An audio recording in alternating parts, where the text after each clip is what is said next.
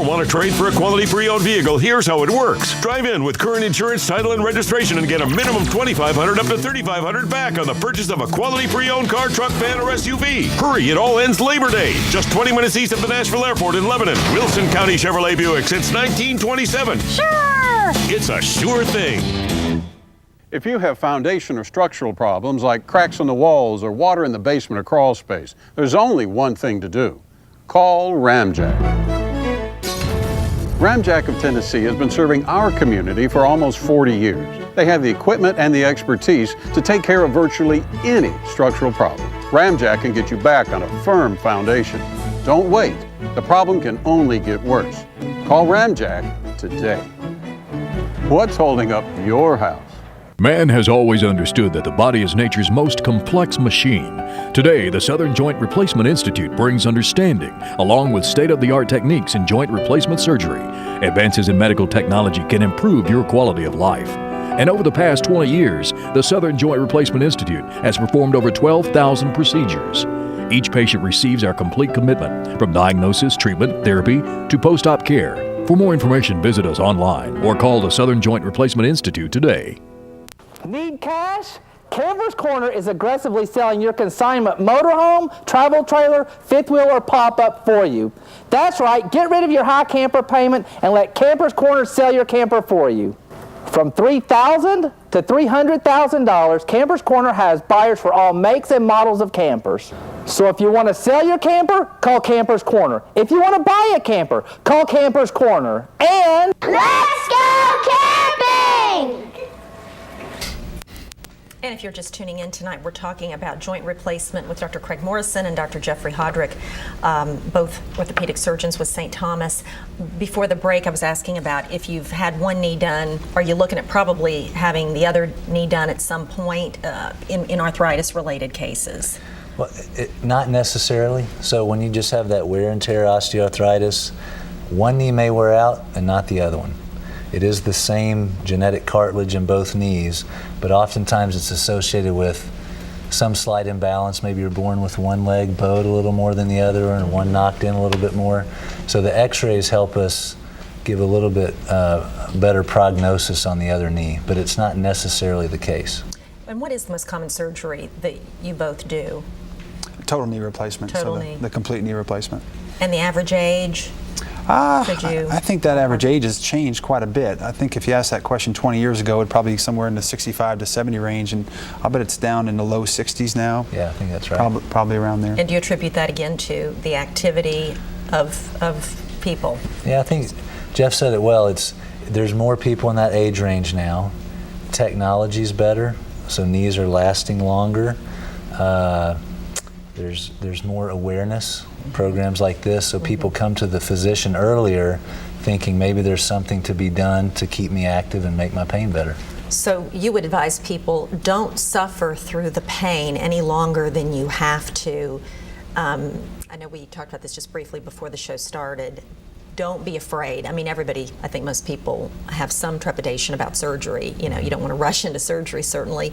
But if the conservative methods don't work, the therapy, the anti-inflammatories, don't be scared to death of knee replacement, because it's not going to have you down for 6 months, right? You're not going to be out of it for 6 months. I think it's a common misconception. I think 20, 30 years ago, if someone's 50 years old and had arthritis, oftentimes they were told you need to wait until a certain age, you need to wait until you're 60 or 65 to have it done, which it's not acceptable anymore. Arthritis doesn't know an age necessarily. If the cartilage is gone, it's gone. If bone rubbing on bone, it's going to hurt, it's going to swell, and that makes you a candidate for the knee replacement or the hip replacement. So I think that's the most important thing to think about, is that it's also probably, hip and knee replacement are two of the most successful surgeries and medical interventions of all time. It's something that works. It's something that takes away pain and returns function to patients. So it's a good surgery. And they last longer than ever before, don't they? I mean,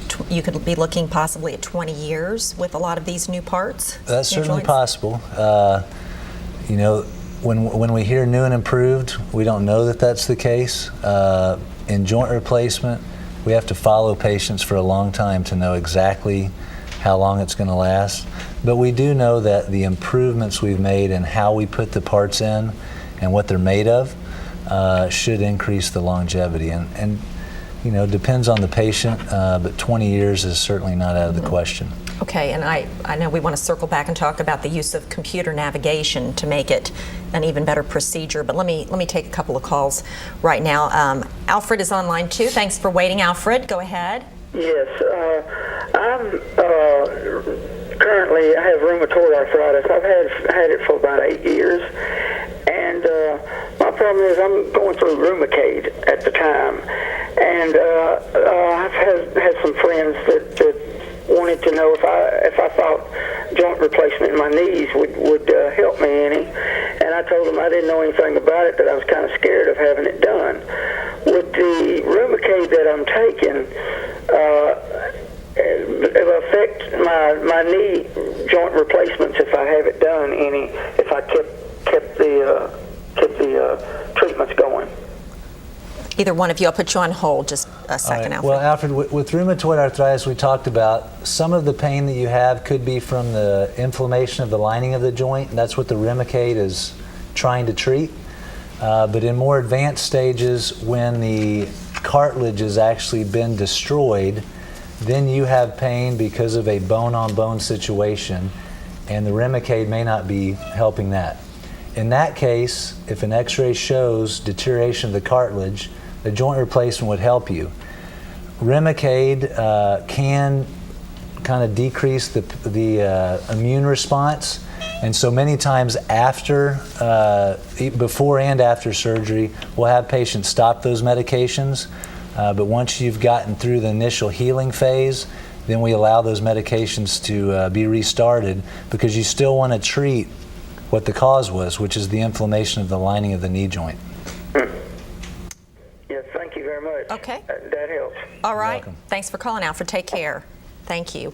Let me go to line 1 is Charlie. Good evening, Charlie. Good evening. Go ahead with your question. I would like to ask them, I get out on the weekend, and when I'm not working, I scout around the woods, what's called ginseng hunting. I walk several miles. 57 years old, I've had 2 major back operations, and when I get in the woods sometimes, my right hip gets to hurt, and I walk about 100 yards and have to sit down. And it's been doing it for about a year or 2, and I don't know what the trouble is really. And then of a night, when I lay down and go to bed, my right foot, my toes draw. I can feel them drawing, but I could get up and walk around, and my numbness goes out. What causes that? Either one of you? Sure, Charlie. Let's try to do this over the wire. But if anytime we hear someone that has numbness or pain in their foot, certainly, and Charlie, because you've had back surgery before, one of the things that we always want to think about is maybe this is a pinched nerve in your back or somewhere around the back, and certainly that can happen even after having back surgery. You can also have some pain that sometimes will be radiating from your hip towards your knee. Now, it's pretty uncommon for pain that starts in the hip to get all the way down to your foot. So certainly if you're having any kind of symptoms in your foot, the first thing I would think about is your back. Now, if that hip pain that you're talking about is somewhere around the groin, then certainly that could be something inside your hip. Now, the first step, and probably the best step, if you feel like it's around your hip, is probably to be seen by an orthopedic surgeon and get some x-rays, because the x-rays are going to probably give you your answer right away, and either that or get back with your spine surgeon. Charlie, you have a follow-up question, Charlie, or does that take care of it? Oh, that take care. Thank you very much. Thank you. You take care. You mentioned also computer navigation and the use of GPS in knee replacement. Is that what you were referring to?